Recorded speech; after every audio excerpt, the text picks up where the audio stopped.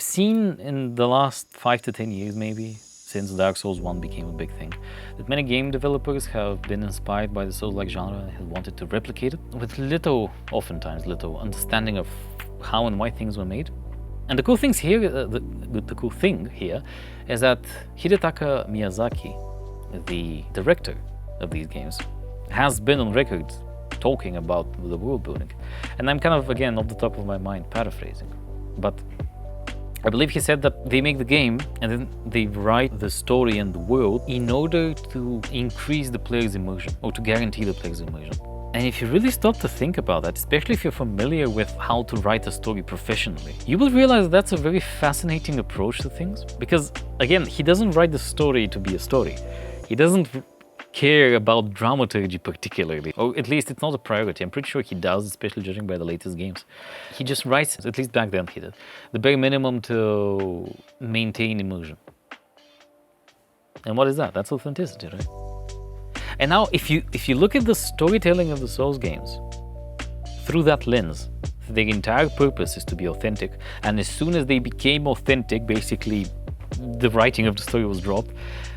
I believe it starts making sense how, not just how they did it, but how, if you want to, you can easily, more or less, replicate it, right? You make a game, come up with a core premise for a world, create the gameplay to an extent at least, right? According to the premise, and then, I guess, develop them in parallel, but focus on the story only so much as everything becomes authentic, and use that authenticity to inspire the game mechanics. And as soon as it's created, and it inspires the mechanics, you can kind of go hands-off. And this is why, basically a decade and a half later, we still admire Dark Souls.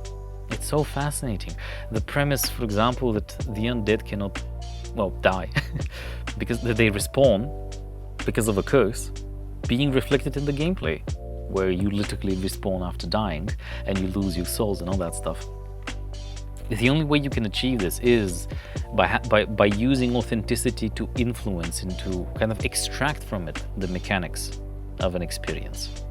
You cannot go the other way, or at least, I guess you kind of could, right? If you kind of come up with a couple of mechanics at a time and then quickly go to implement them in the authenticity. But this can only go to a certain extent, and you have to still be mindful of that authenticity.